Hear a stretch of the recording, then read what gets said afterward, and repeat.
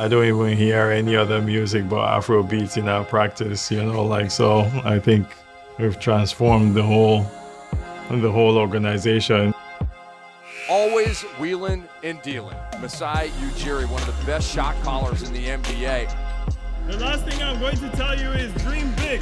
It's okay to imagine yourself in the NBA. His vision, his dream has been realized. Shout out to Masai Ujiri. I think he's, one of the best minds in the game of basketball.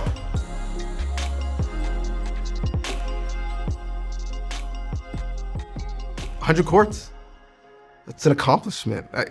When you look at where GOA started and where it is now, what's the biggest thing that comes to mind? There's a lot of work to be done, still. I'm going to be 20 next year, and you want to measure progress, right? You want to measure the work that has been done in the past.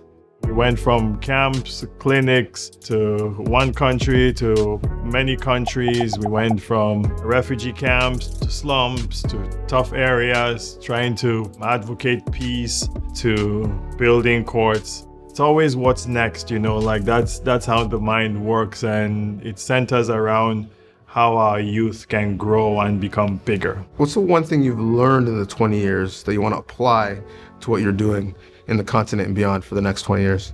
The biggest thing that comes to mind all the time is always going to be infrastructure.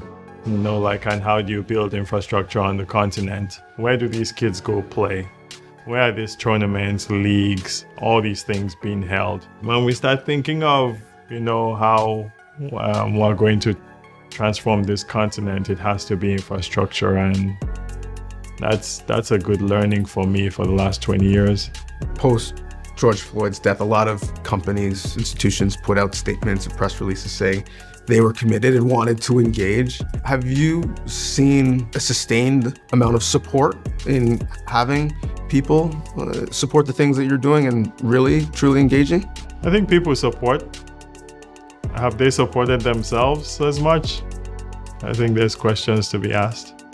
Some of these organizations, I'll leave it at that. We're finding young players who are going to grow, who are going to win, and that's what we want to do here. Christian comes to the league from the same place Pascal does. A lot of people assume that they must have had a relationship because no matter where you are, that people assume that all black people know each other. But what does it mean that, Christian has Pascal as an example, even though they didn't really have a relationship beforehand? I think the continent is even bigger than people think. For these guys to actually know each other, it has to take, a basketball situation, right? A camp, a clinic, a competition. But it tells you how much talent there is on the continent, that these two guys come from the same place, same country as Joel Embiid. The world is ahead of all of them. And they also have young kids that look up to them now. So there's going to be more of them. Yeah, because Christian saw Pascal, he saw Embiid, and said, these guys can do it, then I can try and I can be. What do you think it meant to those kids? What did it mean to you to see all three of them take the court together when you guys played the Sixers? Yeah, that was incredible. I think it was a good moment for us on the continent, to see that. It was even a bigger moment for me to see OG, Precious, Christian, and Pascal on the court at the same time. 4 African players in a Raptor gear, a Raptor uniform, playing on the court, that's really special. We'll give OG the pass of being African. Every year we give him a pass, I don't know. All these kids, they are little brothers, because you see these guys go from one place, sitting down in camps, to coming on now, facing the pressures of, this is my life now, this is what I do now. They're learning, they're growing, they're attentive.